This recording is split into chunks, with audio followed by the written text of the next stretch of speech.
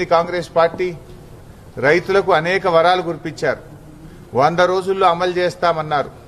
Bond పేపర్లు రాసి ఇంటింటికి పంచి ఎన్నికల్లో మీరు అధికారంలోకి వచ్చారు. మరి 100 రోజులు గడిచింది కదా.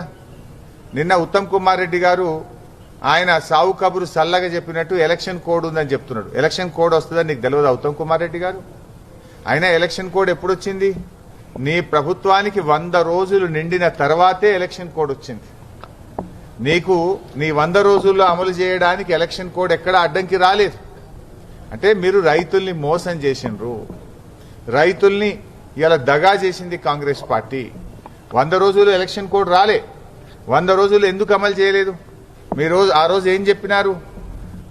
డిసెంబర్ 9వ తేదీ నాడే 2 లక్షల రుణమాఫీ చేస్తామని రైతులకు మాట ఇచ్చి ఇవాళ 4 నెలలైనా రుణమాఫీ చేయలేదు. బ్యాంక్ అధికారులు వెళ్లి ఊర్ల మీద పడి రైతుల్ని వేధిస్తున్నటువంటి పరిస్థితి. రైతాంగానికి 500 రూపాయలు బోనస్, వడ్లు గాని మక్కలు గాని అన్ని పంటలకు బోనస్ ఇస్తామన్నారు.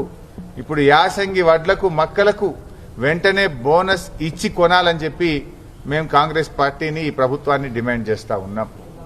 అదేవిధంగా మీరు రైతాంగానికి ఎకరానికి 15,000 రూపాయల రైతు బంధు ఇస్తామని ఆ రోజు మాట ఇచ్చారు. ఇచ్చిన మాట ప్రకారంగా తక్షణమే ఎకరానికి 15,000 రూపాయల రైతు బంధు విడుదల చేయాలని చెప్పి మేము డిమాండ్ చేస్తా ఉన్నాం. మీరు కౌలు రైతులకు కూడా ఎకరానికి 15,000 ఇస్తామన్నారు. వ్యవసాయ కూలీలకు 12,000 ఇస్తామన్నారు. రైతాంగానికి 24 గంటల కరెంట్ ఇస్తామని చెప్పారు. కానీ రైతులకు ఇచ్చిన ఏ ఒక్క మాట కూడా కాంగ్రెస్ పార్టీ నిలుపుకోలేకపోయింది. అడుగడుగున కాంగ్రెస్ పార్టీ ఇలా రైతులకు అన్యాయం చేస్తా ఉంది.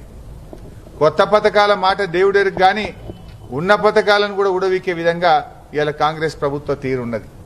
కేసీఆర్ గారు ఉండగా సకాలంలో రైతు బంధు వచ్చేది, ఇలా రాకుండా పోయింది. కేసీఆర్ ఉండగా నాణ్యమైన 24 గంటల కరెంట్ వచ్చేది, ఇలా 14-15 గంటల కరెంట్ వస్తలేదు.